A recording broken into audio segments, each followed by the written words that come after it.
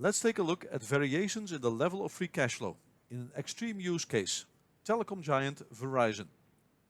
Verizon's free cash flow dropped very dramatically from a level of nearly $24 billion in 2020 on the left to just over $14 billion in 2022 in the middle. A decrease of $9.5 billion in absolute terms and 40% in relative terms. Since then, free cash flow has partially recovered. From 2022 in the middle to 2024 on the right, it went up by $5.7 billion to nearly $20 billion. That's an increase of 40%. Be careful with the math here. A 40% drop followed by a 40% increase does not get you back to the original amount. $23.6 billion times 0.6 gets you to $14.1 billion. If you multiply this lower base number of 14.1 by 1.4, you only get to $19.8 billion. It's all about which number you apply the percentage change to. Why are variations in the level of free cash flow such a big deal? Let's zoom out to the big picture. Companies use free cash flow to pay dividends to shareholders, buy back shares, pay down debt, and to make acquisitions. In the case of Verizon, the main two in this list are dividends and debt repayment. At Verizon, dividends are a very constant and ever-increasing cash outflow and consume more than half of the free cash flow each year.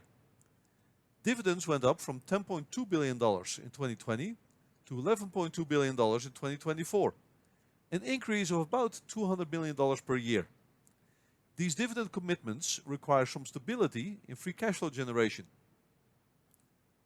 For stock market analysts, free cash flow is a major input into their financial models, which in the end spit out a target share price and a buy or sell recommendation for the stock.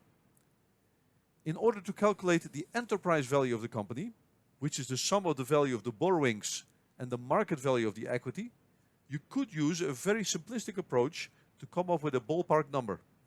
Take the free cash flow of the current year and divide it by a discount rate that is appropriate for the company. Based on 2020's free cash flow, that enterprise value calculation would have assigned a value of $340 billion to Verizon. Based on 2022, just $200 billion. Based on 2024, $280 billion. Based on Verizon's guidance for future free cash flow, the 2024 number should be the most representative.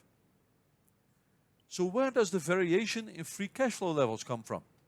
Free cash flow equals cash from operating activities minus capital expenditures.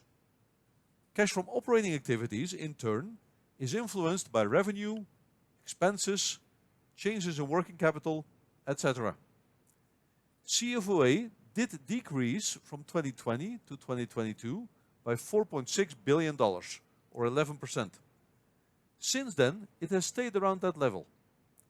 But those CFOA fluctuations only explain a small part of the total free cash flow fluctuation.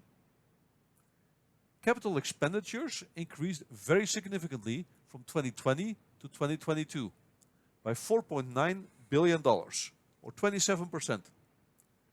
The narrative that Verizon provides for this is an acceleration of their 5G technology deployment.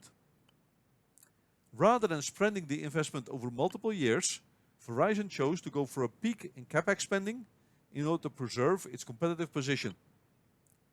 Since the peak of 2022, CapEx spending has come back down to a level of $17 billion in 2024, a decrease of $6 billion, or 26%. Once again, beware of the math. A 27% increase followed by a 26% decrease does not get you back to the original amount.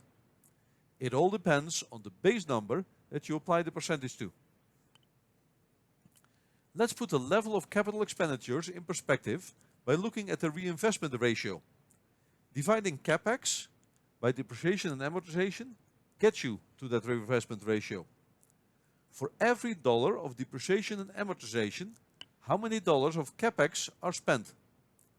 As much as $1.35 in 2022 and as little as 96 cents in 2024. The average for the 5 years is $1.14.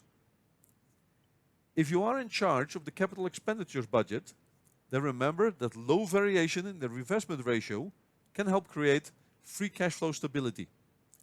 That's useful in cases where financial constraints drive a company's capital expenditures levels. When corporate strategy drives capital expenditures, then CapEx levels are the output metric, and free cash flow variability is simply a fact of life.